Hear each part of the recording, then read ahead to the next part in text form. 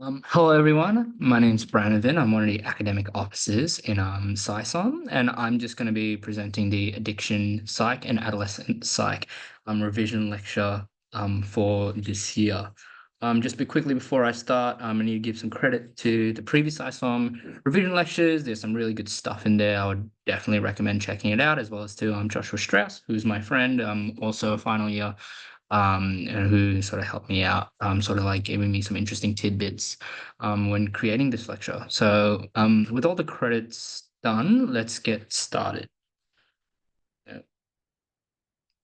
So what we'll go through essentially neurodevelopmental disorders. These include things like intellectual disability, autism, and ADHD. We'll also go through feeding and eating disorders, mainly including anorexia and bulimia nervosa, disorders of conduct, as well as some substance addiction disorders, so alcohol. With alcohol, we're going to be focusing on use disorder, intoxication and withdrawal, as well as tobacco use disorder, stimulant use disorder, and opioid use disorder. We'll also go through some other conditions that would be relevant for this topic, things like first episode psychosis, deliberate self-harm, school refusal, and some other childhood disorders. And we'll quickly brush over addiction Pharm. We might not have time to like properly go through it, but it's just like sort of like a quick slide at the end with some medications that are good to know. And then all these slides will be made available to you as well at some point. So just before we start with the actual conditions, I just wanted to sort of pay attention to the head's screen. So this is just a sort of a screen or a questionnaire, not a questionnaire, but like a type of sort of history that you can take within your adolescence patients, and it's very important in both psych and peds. You'll probably be asked to do one. It's a pretty easy sort of meds student thing to do. And essentially these are just looking at different sort of factors in a kid's life, including home, education, employment activities, drugs, sexuality, suicidality, and self-harm. And these are just sort of like factors that can sort of really determine their sort of propensity for sort of psychiatric comorbidity and overall health as well. As we all know, sort of adolescence and childhood are very formative, sort of formative times in our upbringing, and any sort of changes and any sort of like deviations from the norm in these sort of fields can result in some pretty heavy consequences for these kids that will eventually grow up to be adults. Um, but yeah, I won't go through the actual sort of like thing, but it's always important to know. So we'll start off with neurodevelopmental disorders. Um, so the first one we'll go through is intellectual disability. So this is a disorder is characterized specifically by limitations in cognitive and adaptive functioning. So cognitive sort of like functioning includes sort of like learning, both academic and non-academic learning, problem solving, judgment, reasoning, things like that. And you also have adaptive, which is things like communication skills, social participation. This sort of sort of like relates more to sort of overall sort of ability to be independent and sort of like function in normal society as well. So they have deficits in both those areas, and that's also representative in the DSM-5 criteria. Important to remember that this condition has to develop in the developmental period, so i.e. earlier than age 18. You can't sort of have intellectual disability that first manifests itself as like a 24-year-old or whatever. So there is sort of like a wide range of different causes for this. Could be genetic, things like trisomy 21 and fragile X syndrome, excuse me, thought to can cause intellectual disability, illness and infection, particularly of your brain, so meningitis, measles, and things like that, as well as acquired injury, particularly trauma, environmental sort of influences, things like alcohol, both maternal consumption of alcohol during pregnancy, as well as alcohol consumption within the childhood years, and other toxins, as well as complications with delivery, particularly things like hypoxic encephalopathy and stuff like that. So, in terms of the DSM-5 criteria, it's quite self-explanatory. You need deficits in intellectual functioning and adaptive functioning. Um, as I said before, these include things like problem solving for intellectual functions and social independence and social participation for adaptive functioning. So, a thorough history examining those sort of areas of function, areas and domains of life, is very important when I'm sort of like considering a case of ID. And then again, as we said before, the deficits have to occur within the developmental period. So in terms of presentation, these can be very varied, and often you'll see concurrent sort of psychiatric conditions as well, things like depression and stuff like that. So more specifically, you can also show sort of like language, fine motor, cognitive, and social delay. You can show sort of behavioral disturbances like aggression and things like that. Or more likely, things like social isolation.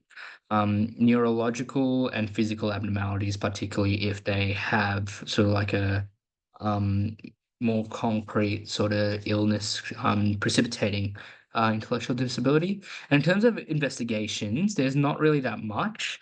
You can do adaptive function assessments, which are just essentially interviews conducted with others to sort of ascertain sort of functioning in those different domains with standardized measures. You don't necessarily need to know how to specifically do that, but it's important to know that that's a tool out there for this condition.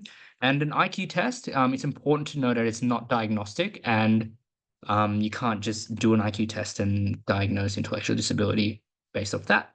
But an IQ of less than 75 does indicate sort of severe impairment in intellectual functioning. And then medical management, very sort of stock standard, manage any medical and psychiatric issues. If they, have any pain, anxiety or depression, manage that accordingly and have some lifestyle changes. Regular exercise has been shown to have some good effect with those with intellectual disability. And you can also use sort of antipsychotics for aggression as well. Special education and vocational programs are a must with this condition, and you need to educate the family regarding disability, as this is a big change to their life and overall, I would assume, life plan. So it's important that they are equipped with the knowledge to understand what is truly going on. Respite care for family, as well as long-term monitoring, especially if there's like genetic components to this condition.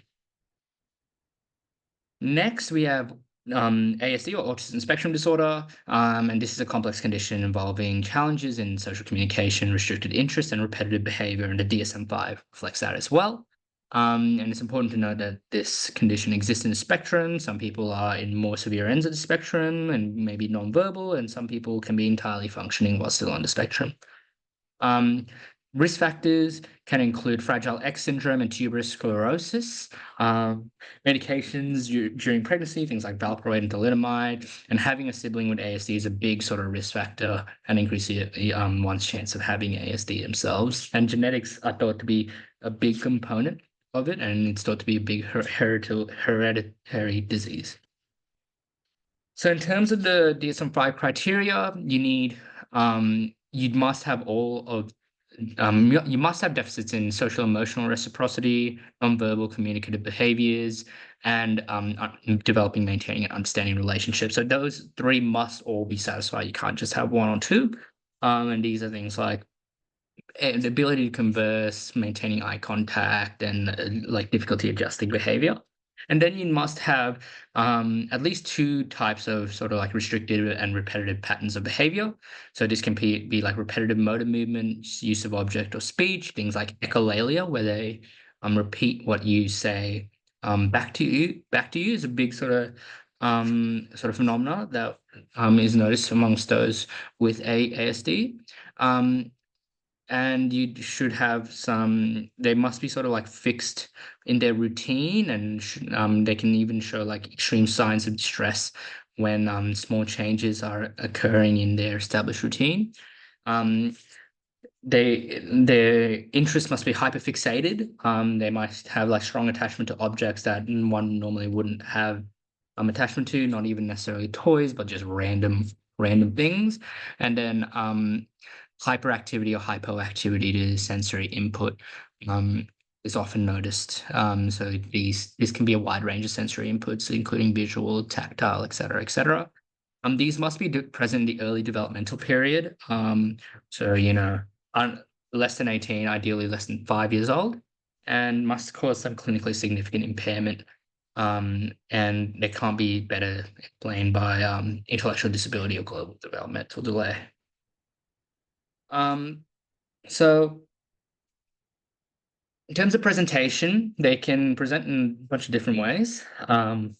You might have a plateauing or non-progression of social skills, as well as delays in speech and language, absence of joint attention. So that essentially means that if there's like a group of people and something weird happens over there, everyone in the group would tend to like notice and pay attention to that, whilst someone on the spectrum would not.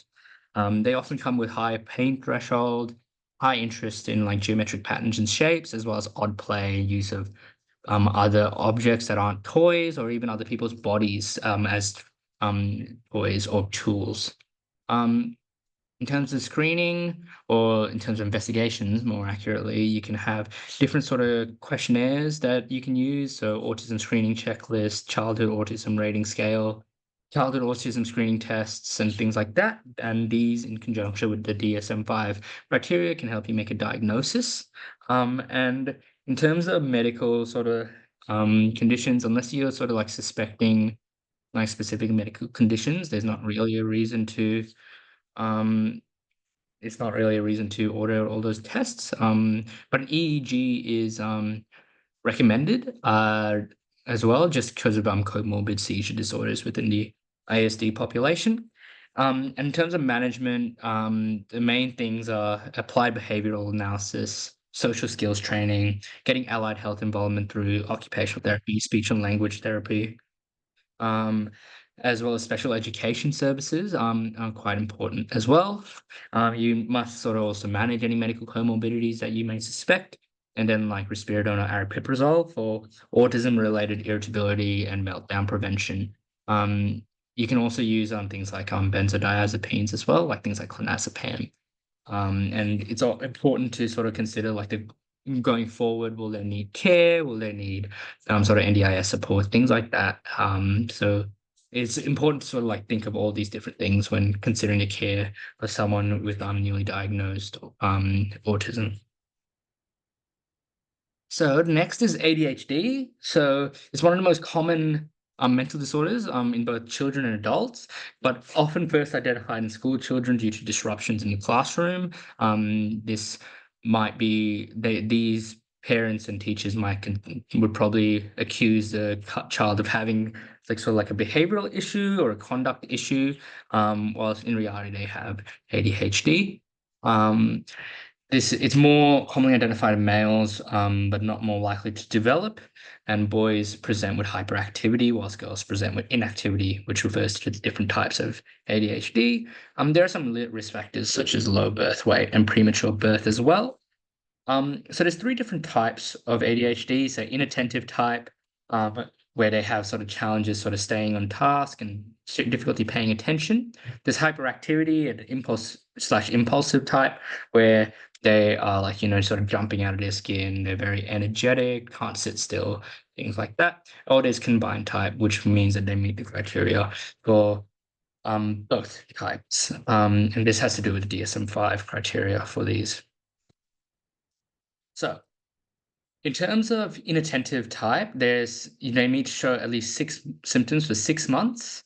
And a good way to remember the symptoms is the acronym CALL for Fred. So careless mistakes, difficulty paying attention, issues with listening, losing things, failure to finish things, lack of organizational skills, reluctance to do tasks, forgetfulness, and being easily distracted. So they need to show at least 6 of those for 6 months.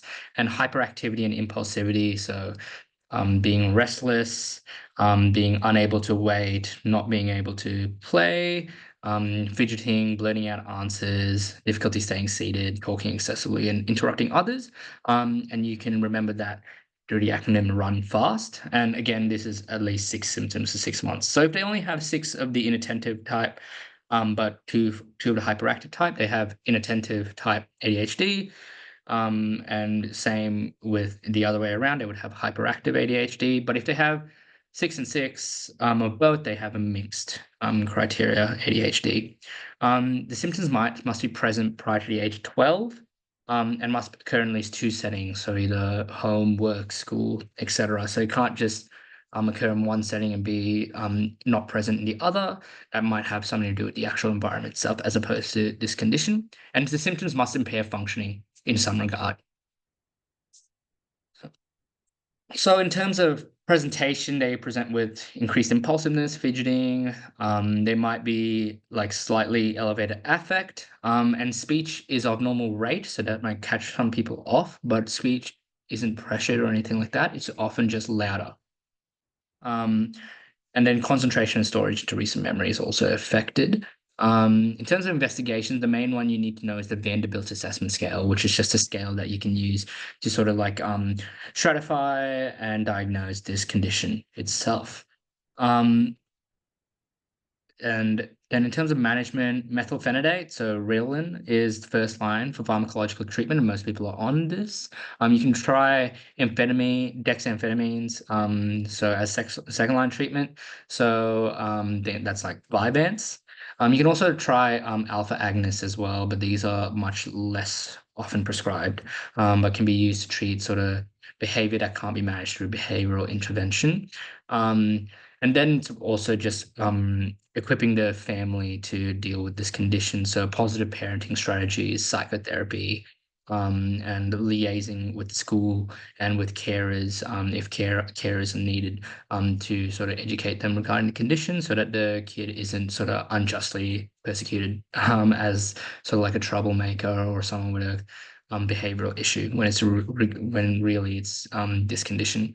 And the goal of treatment is to improve symptoms and restore functioning at home, as there's no cure, and there doesn't necessarily need to be one, as people can live quite fulfilling lives with this condition as well. So then there's global developmental delay. So this is a general term used to describe a child that fails developmental milestones as compared to their peers from the same population. So some people are confused between the difference between GDD and intellectual disability. This has more to do with the milestones. So once you have gone through PEDS, you know that there's different sort of developmental milestones that need to be reached to sort of show that the child is developing and progressing like as expected. And the GDD is essentially refers to kids that aren't sort of developing in the rate that we expect them to, at the very least. And so they get impairments in gross and fine motor skills, speech and language, cognitive and performance domains, social, psychological, and sexual domains, as well as activities of daily living as well. And it's important to note that this has to occur prior to the age of 5 years old, because once you past that age, you're more likely just to stay within your sort of developmental milestones, and most of your developmental milestones are also reached by that point. So there's risk factors, and these are sort of like typical risk factors, such as exposure to toxins during pregnancy or post-birth, low birth weight, premature birth, nutrition, etc.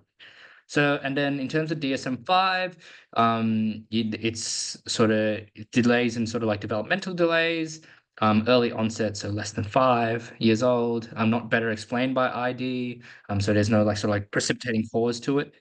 And then it must be impacting function and must sort of have impacted so much that it necessitates an assessment and diagnosis of this condition. So therapies include sort of allied health involvement, speech therapy, occupational therapy, behavioral analysis, and then medications such as antipsychotics, antidepressants, et cetera, to manage different comorbid psychiatric conditions if they have it. Um, and then education and plans such as like specialized education is worth considering as well. And then like sort of like carer needs, whether the disability goes far enough for them to require carer, and then supportive services both for the patient and their family as well, in terms of counseling, support groups, and vocational training. So that was a very quick sort of go through with neurodevelopmental disorders. I'll just check the time. Yep, we're doing well. Um, so next up is feeding and eating disorders, and these main two are anorexia nervosa and bulimia nervosa. So anorexia nervosa is classified as is characterized by self-starvation and weight loss driven by an intense fear of gaining weight, resulting in small amounts of low-calorie food and excessive exercise. Um, so there's two types of this condition. So there's restricted type, which is sort of as it sounds, um, it's just restricting food intake with no binging or purging in the past 3 months. But there's also purging type, where someone has binged or purged in the past 3 months, but still have like restricts sort of food intake. Um, and these are sort of indicative, or these sort of like slightly change, so like your sort of management principles and things like that. So in terms of risk factors, um, so mainly the main risk factors are being female, way higher incidence of this condition in females, family history of eating disorder, low self-esteem, and general sort of psychiatric comorbidity, as well as maternal psychopathology. Essentially, what mum thinks regarding food, if they have sort of had any sort of like psychiatric conditions themselves, et cetera, et cetera. Genetics have also been shown to have a link to anorexia nervosa, and things like pre-existing anxiety, depressive, or obsessive disorders have also been noted within this sort of condition. Uh, Complications are many. They can have delayed puberty, amenorrhea, orthostatic tension, and long QT syndrome, with more as well, especially hypokalemia. So in terms of DSM-5, so there's three sort of different things that they must um uh sort of uh get, or like must sort of satisfy, sorry. This is restriction of energy intake relative to the output of energy, intense fear of gaining weight even when significantly underweight, and disturbance of body weight or shape, with undue influence of body weight, or they can also have serious sort of denial of their current low body weight as well. Um, and then the restriction of energy intake is also relative to their age, sex, developmental trajectory, and physical health. So in terms of presentation, um, they might have some premorbid affective disorders, so MDD, dysthymic disorder. They often present with amenorrhea, dry skin. Social withdrawal, indicative of sort of like underlying sort of psychiatric issues, syncopal episodes due to sort of like low fluids and low sort of like nutritional abnormalities, lethargy, because of their decreased sort of like energy intake. And on in examination, they might have lanugo body hairs, which are sort of like long hairs that sort of grow in order to trap heat. They can also have thinning hair, acrocyanosis, and parotid or mandibular swelling as well. So in terms of investigations, this is very much a medical and psychiatric condition sort of like combined. You must make sure that they're medically stable. So vital signs, UEC and CMP, to see hypoelectrolemia, as well as they might have high sort of bicarb production as well. Um, FBE, some bone marrow suppression causing low white cells, as well as they might be anemic. Thyroid function tests, as hypothyroidism can present incredibly similar to this. ECG, particularly for potassium deficiencies, and things like that, as well as a metabolic panel would be worth considering as well. So management. So pharmacological therapy is uh, like rarely required. So no sort of like drugs or anything like that. And if it is required, it should be used with psychological therapy. So you want to stabilize them, you want to give them nutritional support, but you also should be aware of refeeding syndrome. Um, and then you might also consider sort of safe sort of refeeding strategies such as tube feeding, which is indicated for people who are less than 85% of their expected weight, and then treating their comorbidities as well. Also considering, and then the main sort of buzzword for this condition is family-based therapy, and you can have it with adjunct with CBT and CBTE. And it's important to consider things like liaising with the school, liaising with the parents, thinking things like how can we make sure that this patient is getting their nutritional needs at home when obviously we can't monitor them as clinicians. So next is bulimia nervosa. So this is an eating disorder characterized by episodes of binge eating and then compensatory behavior, most commonly purging, where they sort of use things like laxative or use their own fingers to induce sort of vomiting or rapid excretion of their nutrients. It has a high lifetime prevalence in women over men, and the median age is around 18, with a quite a high mortality rate, and it's associated with like things like ischemic heart disease, atherosclerosis, um, and dysrhythmia as well. 50% improvement of binge eating traits with those who engage with treatment is also important to consider. Um, so in terms of the DSM-5 criteria specifically, you need to have sort of recurrent episodes of binge eating, where you eat an amount of food in a period of time that is larger than what most individuals would eat, and you don't have any control over that sort of the food you eat over that period of time. You also should have sort of recurrent compensatory behaviors in order to prevent weight gain. So, self-induced vomiting, laxatives, and diuretics. Um, and then binge eating and these compensatory behaviors must occur at least once a week for 3 months to be diagnostic. And then they must also have like some poor self-evaluation of their body weight and shape. The disturbance does not occur exclusively during episodes of anorexia nervosa. So these can be sort of like comorbid conditions. And then depending on the amount of compensatory behaviors per week, you can sort of classify them into mild, moderate, severe, extreme as well. Um, so it's a very common presentation to have like an 18-year-old female presenting for assistance with weight loss, which is not like sort of like your typical sort of way that you would see this. But they also sometimes have bloating, constipation, and menstrual irregularities, GI sort of issues, resp issues, aspiration pneumonia due to increased vomiting, and pneumomediastinum due to sort of like a Boerhaave syndrome or something like that. They attempt to control weight by cycles of extreme dieting and then gorging, use of laxatives. Patients may display sort of depressive mood and affect, parotid enlargement, erosion of teeth due to vomiting, etc., etc.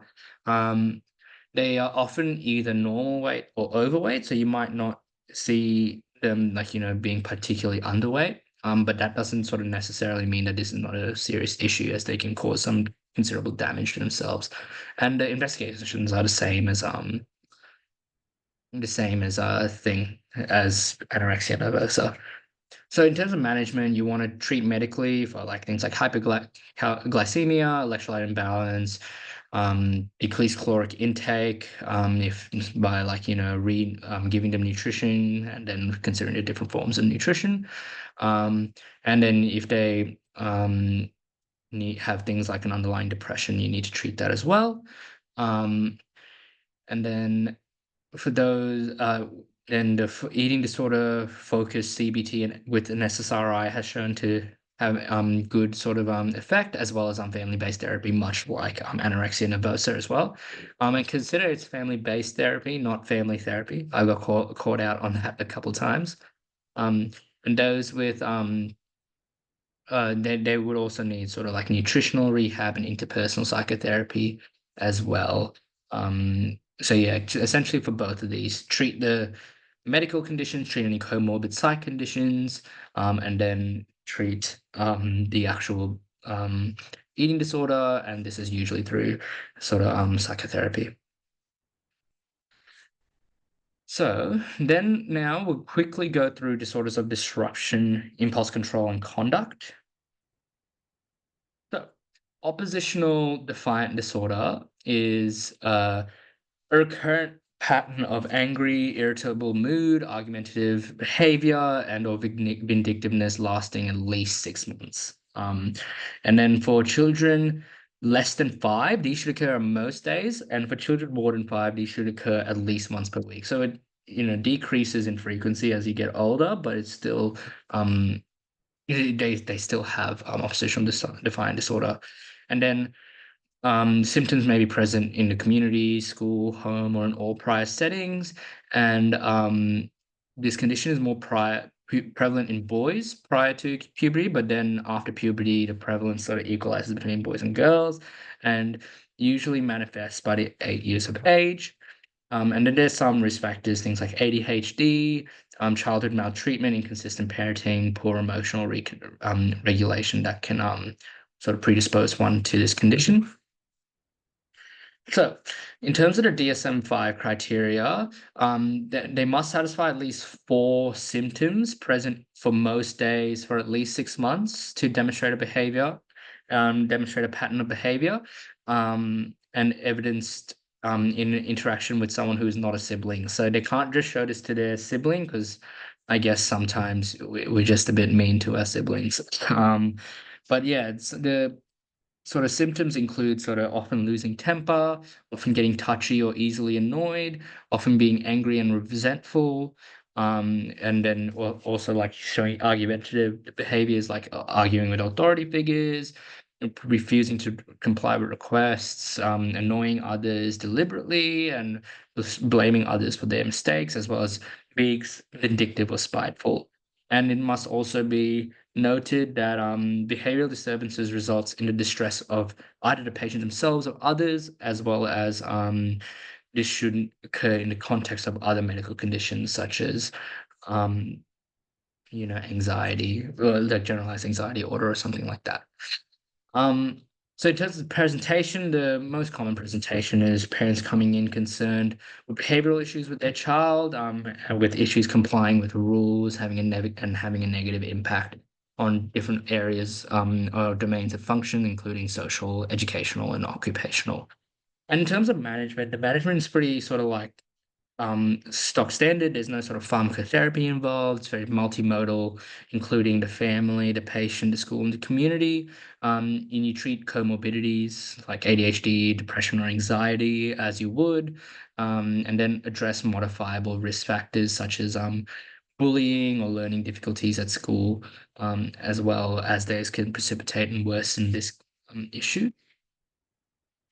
And then there's conduct disorder. So conduct disorder, um, like this is a disorder that includes oppositional and defiant behaviors as well as antisocial activities, which is the main differentiator between this and ODD, where antisocial activities include lying, stealing, physical violence, or like sexually coercive behaviors. Um, these signs can develop quite early in the developmental period, so as early as 2, with common signs being irritable temperament, poor compliance, inattentiveness, etc. Um, there's a moderate degree of heritability for this condition, but a lot of the risk factors include essentially a bad home environment, one that's lacking structure, one that's filled with domestic violence, physical and verbal aggression, substance abuse, as well. So in terms of the DSM-5, they must have a repetitive, persistent behavior in which societal norms are violated, and this needs to be over a period of 12 months. So these can include aggression towards others, destruction of property, deceitfulness, or theft. And then these disturbances must cause significant impairment and can't be explained by anything else, such as antisocial personality disorder.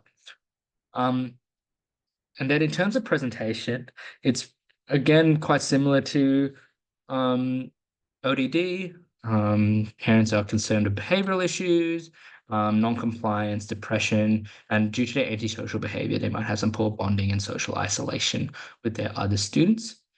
So in terms of management, again, no pharmacotherapy involved unless it's to treat comorbid conditions. And then actually no, I lie. You can use mood stabilizers if there's any sort of consistent and significant fluctuation of mood and you think they might benefit from it.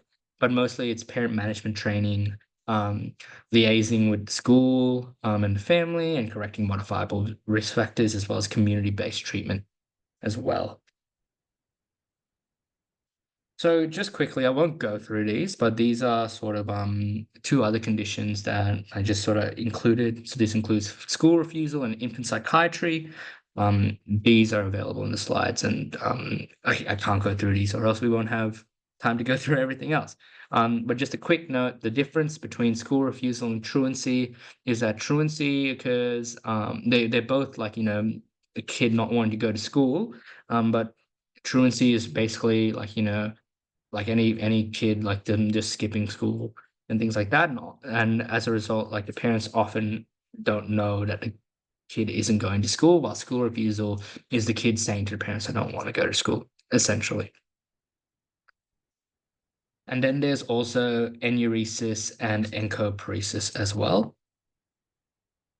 And these are sort of the DSM-5 criteria. It's just both passing feces and passing urine in passing feces and passing urine in essentially inappropriate places as well. So we'll go on to addiction psychiatry. So some information you need to know. So there are couple different terms sort of thrown around in addiction psych, and this includes withdrawal, intoxication, abuse, dependence, addiction, and tolerance. So withdrawal is what happens when someone ceases or reduces the medication after prolonged use, whilst intoxication happens acutely after someone ingests a substance. Abuse is essentially the use of a substance for purposes other than its intended use, and then dependence shows the person can only function when on the substance, and then addiction is continued urge to use the substance despite significant issues. And then most of the substance use disorders, in terms of their DSM-5 criteria, just need sort of two of the substance use disorder criteria fulfilled over 12 months in relation to whatever substance that they're using. So substance use disorder is just characterized by continued use of this substance despite adverse health effects.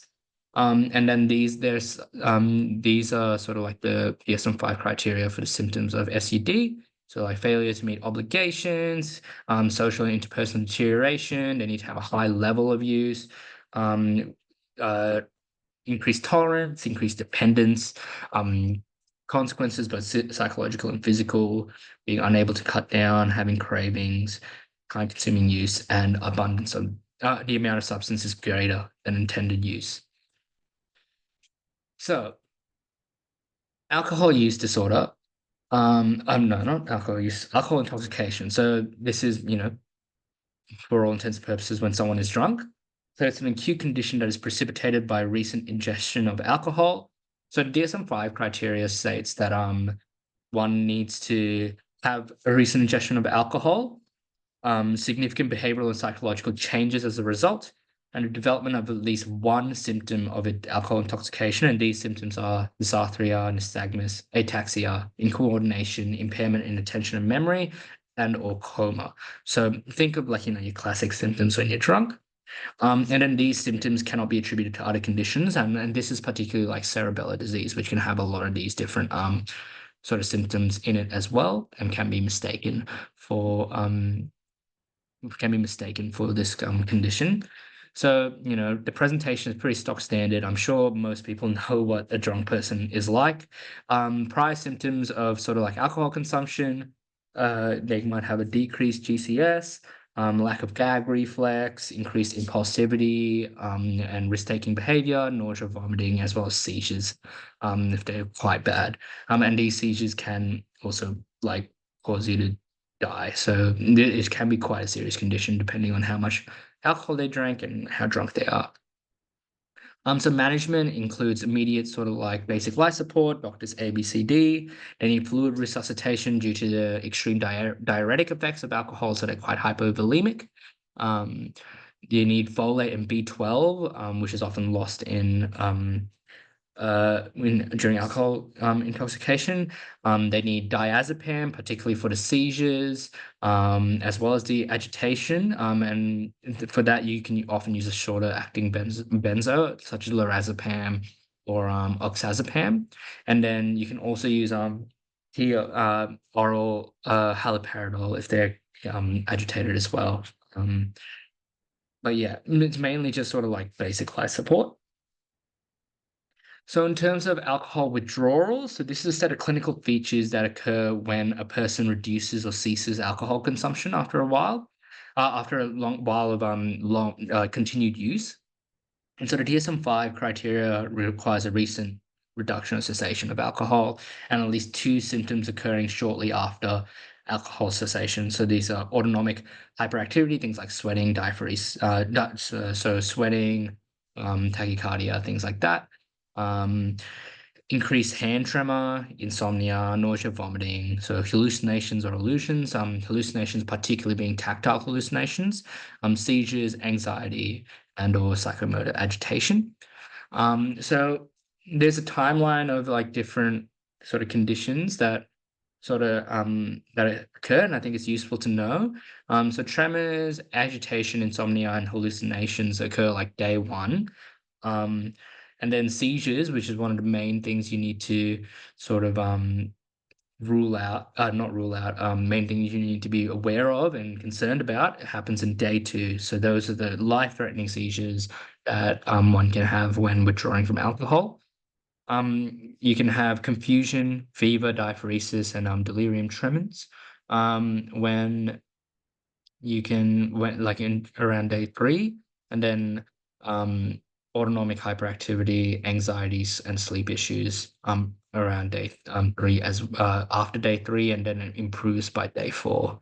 So really it's day one and two where you have like these really bad symptoms occur, and then there's sort of like a downplay where it's just sort of confusion, diaphoresis, and delirium tremens, as well as like sleep loss and anxiety, which are still bad symptoms, but won't kill you as quick, I guess. Then in terms of management, you give them diazepam 20 milligrams until symptoms subside. And you can also use lorazepam if you have some severe LFT derangement. You give them thiamine IV because you need to be concerned about Wernicke's and Wernicke-Korsakoff syndrome, where they get encephalopathy that is irreversible after withdrawing from alcohol due to a lack of thiamine. And then you also need to give them folate.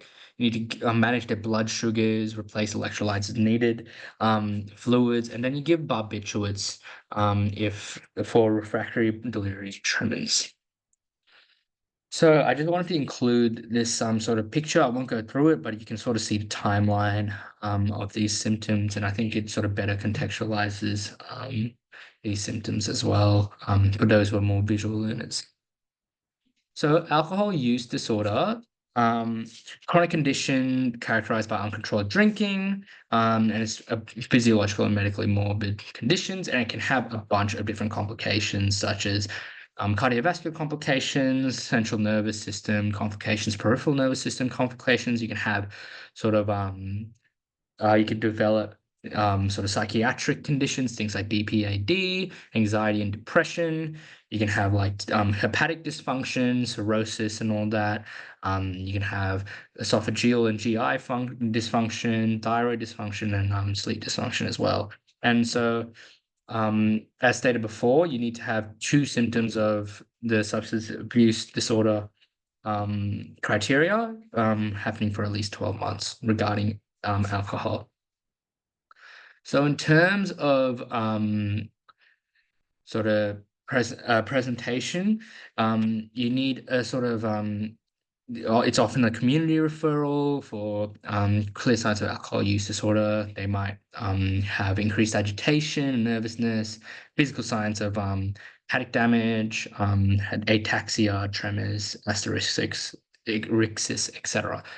So in terms of investigations, you want a blood alcohol content just to find out if they've currently ingested alcohol, which they most likely would have, and see where they're at in terms of their intoxication.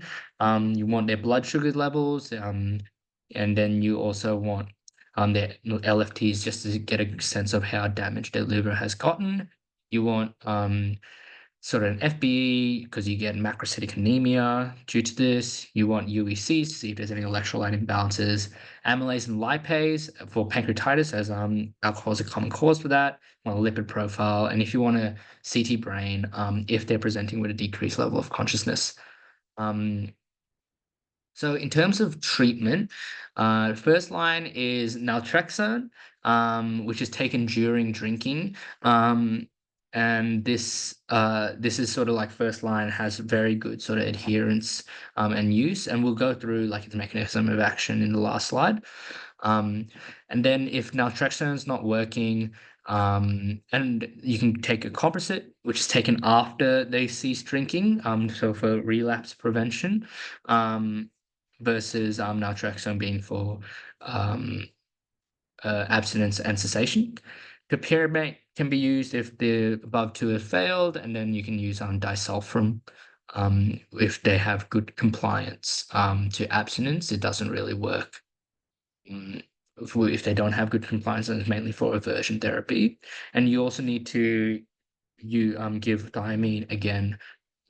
You consider IV, IM, or PO. And this is for Wernicke or Korsakoff encephalopathy. And then in terms of psychotherapy, like this is not a sort of like aspect of treatment that should be ignored. They need to be linked in with support groups, with rehab, implement lifestyle changes, CBT with a particular focus on relapse prevention, motivational interviewing, and community reinforcement approach as well, and then continued monitoring for long-term complications, including GI causes, cardiac causes, etc. So we're almost done. There's still a bit more to go, actually. But there's tobacco use disorder. So this is essentially the same as alcohol use disorder, but with tobacco.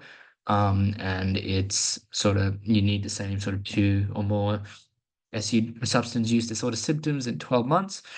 Highly prevalent and has a high morbidity as well. So, you have complications such as the obvious lung cancer, COPD, halitosis, head and neck cancer, peripheral vascular disease, all the things that related to smoking that you can get. And then in terms of withdrawal, you can also include symptoms of irritability, anxiety, restlessness, depressed mood, and insomnia, and this typically peaks within 3 days and lasts for several weeks. So the DSM-5 criteria, I don't know, I already went through it, but at least 2 symptoms for at least 12 months. So in terms of presentations, they can present with no symptoms if they're currently using. People who smoke are sort of very high functioning, and like you can't really tell unless they sort of smoke in front of you that they smoke. Can improve, and it can even come in with improved reaction time and performance. But then if they have ceased it, they'll have withdrawal symptoms, mood disturbances. They might have some halitosis, task staining of the fingers, or poor dentition, which can clue you into this. Investigations, there's not really that much, mainly based on history and examination. And then you can also look at carboxyhemoglobin, which you can find on your VBGs to see if that they can, see if that they have been smoking. But this is sort of like an acute indicator of smoking, and doesn't show any chronic sort of chronic smoking. So in terms of managing, you need to know sort of like the 5 A's of counseling. So ask, assess how bad their sort of like use disorder is, advise against it, provide assistance, give them strategies, and then arrange sort of follow-up. Um, so that's the managing aspect, and that could be sort of like a OSCE or Apex that they can ask. And then in terms of quitting, there are 3 different types of sort of regimes or medications that you can use. So one's nicotine replacement therapy. There's also varenicline or Champix, and then there's also bupropion. So nicotine replacement therapy is literally just providing nicotine that isn't from a cigarette. And these can be through a whole range of things, patches, it can be inhaled, the spray, gum, sublingual tablets, lozenges, and it's really good for cessation and maintenance. And it's first line, for most of these patients, and it's really good for patients who want to reduce smoking but not ready to quit. You shouldn't give it if they've had a cardiovascular event 6 weeks prior, or if they're under the age of 12, and side effects of note are vivid dreams. So especially with the patch, you shouldn't take it. You should take it off a couple hours before you go to bed. Champix is a nicotine receptor partial agonist, and it's just taken as an oral sort of tablet.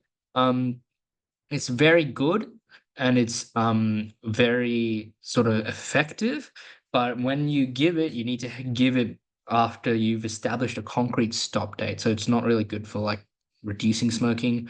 You should give it 1 to 2 weeks before a concrete stop date. But if you want to reduce their smoking, you can give it in combination with nicotine replacement therapy. Um, so contraindications, this is sort of similar to both Champix and bupropion, but pregnancy, breastfeeding, you can't give it in children, or you can't give it in a person with a history of suicidal ideation, as that it can accentuate that.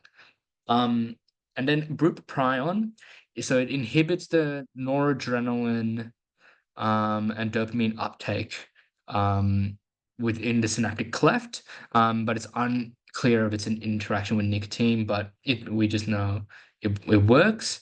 And it's usually given when you are still smoking, and it's good for smoking cessation. Um, and then the main contraindications are if they have like a seizure disorder, but also if they're pregnant, as a child, and then if they're using certain medications like monoamine oxidase inhibitors or antidepressants, as this can lower the therapeutic threshold for this condition. And then one of the main sort of side effects are seizures, hence why we can't give it to anyone with known sort of seizure disorder.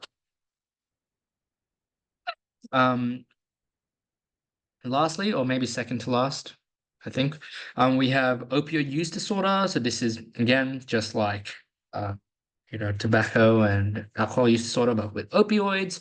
At least 2 substance use disorder symptoms in the past 12 months. And opioids there's a wide range of them. So, heroin, oxycodone, codeine, morphine, fentanyl, opium, tramadol, they're all opioids, and different people use different ones. And then it's also important to note that these are the most commonly misused pharmaceuticals. Um, and then, so in terms of presentation, so if they're intoxicated, they have initial euphoria, but then it's quickly followed by apathy, and they're quite low. Their pupils constrict during intoxications, and they have sort of impairment in memory, and slurred speech, dysarthria. And then when they're withdrawing, the buzzword is runny eyes and nose. They sneeze a lot as well. They have cravings, cramps, and joint aches, as well as agitation and irritability. Um, in terms of investigations, the main sort of investigations are a urine drug screen, as well as vital signs, particularly looking at respiratory rate, as opioid intoxication the sedative effects decrease someone's sort of like respiratory center, and they sort of uh, decrease their rest rate. So in terms of withdrawal management, you can give buprenorphine. And this has sort of like minimized sort of symptoms as well. Um, and in terms of sort of you can also give it with antiemetics, analgesia, as well as clonidine. Um, and if you want, and in terms of maintenance, you can there's two sort of uh, main sort of options. You can give buprenorphine, which is by far and away the most common option now. Um, and this can be given with naloxone. Um, and if it's given with naloxone, it's called Suboxone, which is sort of easy to remember. Sounds sort of the same, which is sort of like a wafer. Um, and you can also give methadone, which is less tolerated, and often not really used as much anymore. Um, you need alcohol and drug counseling, motivational interviewing, and Narcotics Anonymous is a service that might be worth uh, setting the patient up with as well. Um, but yeah, so in terms of withdrawal management, it's important to also know that there's a bunch of different types of buprenorphine, particularly in terms of its route. So you can have a transdermal patch, so Norspan. You can have buprenorphine as sort of like a wafer, like Suboxone. You can have buprenorphine as an injection called Sublocade. And that's just essentially um, depending on the patient's level of functioning, they might be more worth doing doing that, like using those different sort of methods. And then stimulant use disorder.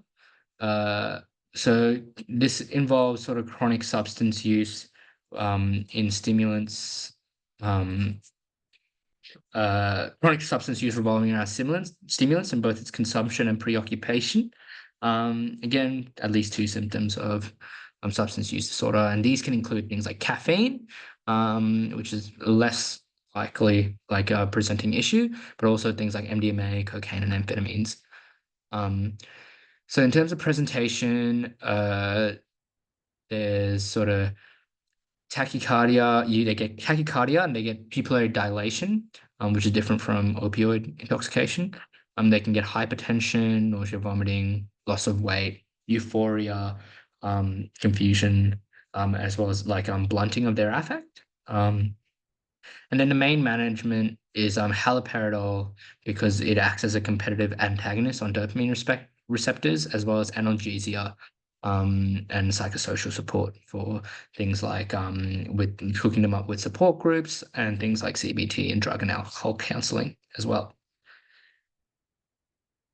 So we'll just quickly go through some other conditions.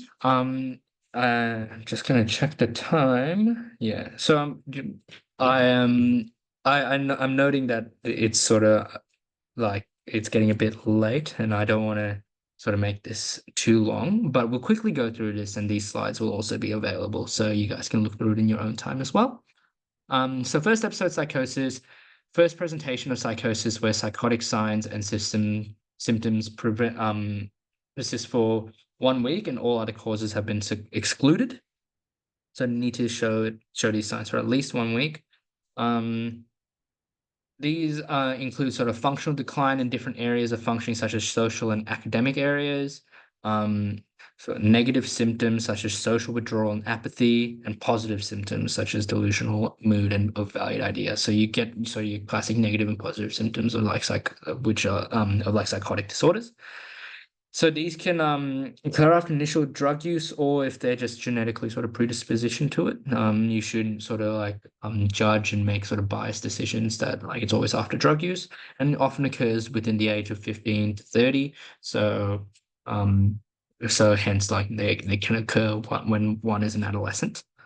So in terms of investigations, you want a comprehensive history and exam. You want sort of like FBC, FBE, USEC, and I think I should say UEC. I'll change that before the slide's done. LFTs, blood glucose level, thyroid function tests, urine drug screen, CRP, head CT, all these different tests. And you're just looking for any organic causes of this episode. And then you need to look at things like you also is worth taking things like BMI, HbA1c, lipids, and prolactin, as well as ECGs, or just essentially gearing them for antipsychotic therapy. Like things like prolactin can be affected by drugs like paliperidone, and then ECG, like most antipsychotic drugs, prolong your QT interval as well. So it's good to like get those sort of ready and checked before you initiate treatment. So in terms of management, you want to avoid sedation but still de-escalate. And antipsychotics such as aripiprazole, or in the hospital they might call it Abilify. So for those of you who are confused, that those two are the same thing. Is first line, followed by paliperidone. And then, but prior to giving antipsychotics, you should observe for 24 to 48 hours prior, just to see if this is refractory and goes away by itself. You can give them benzos for short-term agitation, so give them a short-acting benzo like lorazepam or oxazepam. Clozapine if they're treatment resistant. So this is sort of more gone through in the other lectures regarding psychotic disorders, but it's not just like you give them antipsychotics for like, a couple hours and they don't show any sort of signs of getting better, and you give them clozapine. Treatment resistance is a sort of criteria for it. Social work and supports. You need psychoeducation for the family. CBT has been shown to do well for positive symptoms, and as well as continued GP follow-up by a GP and a psych, especially in terms of relapse prevention. And then there's deliberate self-harm. This just sort of refers to self-injury without suicidal intent occurring in the context of mental illness. This is things like depression, psychosis, etc. And can be in the form of cutting, pinching, or scratching. Risk factors such as being female, low SCS, borderline personality disorder is quite prevalent for self-harm, and that's one of the main things for dialectical behavioral therapies to sort of prevent you from harming yourself. Depression, anxiety, and bullying. And then management is pretty stock standard what you would expect. You want wound care and medical management of the injury. You want risk assessment to see if the self-harm might be masking sort of suicidal intent. So you don't want, so whilst it's self-injury without suicidal intent, you want to know that, they might have a lower risk of progressing into suicidal ideation. And then sort of management of any underlying psychiatric disorder, so things like depression, have a safety plan drawn up, and then refer them to psychotherapies, such as DBT and CBT. And then this is the last slide. So in terms of addiction pharmacology, the main drugs that you need to know are the tobacco, like the nicotine replacement therapy, Champix and bupropion, as well as these ones. So I just have their method of action, indication, contraindications, and adverse effects, which is a good sort of summary. I don't think you need to know much more than this, but essentially methadone, buprenorphine, they're the two opioid replacement therapies. So buprenorphine is mu opioid receptor partial agonist, so it just competitively sort of binds to the receptors and causes some antagonism with opioid molecules. And then sort of methadone is a long-acting opioid agonist. So buprenorphine is just in general better because there's just a lower risk of OD and misuse. And then essentially the main thing to know about those two is that methadone comes with a greater risk of OD. And then buprenorphine comes in a bunch of different forms, so Norspan, Suboxone, Sublocade, etc. And then in terms of alcohol withdrawal medication, the main three I went through are naltrexone, acamprosate, and disulfiram. They're all act differently. Naltrexone is first line, and it only requires once daily dosing. It's an opioid receptor antagonist that interrupts sort of reward pathways in your mesolimbic system. And there's a bunch of different side effects. The main ones to remember are essentially with the anti-craving medication, they all essentially cause headache, diarrhea, sleepiness, and things like that, nausea. And then buprenorphine, methadone. Just think of sort of like what would an opioid cause. So things like sweating, decreased GI movements, etc., are all prevalent in those with those medications. Um, well, with that, that's it. Again, this is by not like completely covering everything. Excuse me. There are a couple conditions that I didn't go through just because we wouldn't have time. But I think this is a good overview and definitely a good sort of jumping off point for what um these two sort of topics have like got going for them. And if you have any sort of questions, you can chuck me a Facebook message or an email. I'm happy to sort of talk you guys through anything that um anything that you might be unsure of. And then oh yeah, these I don't know if I need to give verbal credit, but like this I use SlidesGo for this presentation. So thanks SlidesGo. Made my presentation look really schmick. But yeah,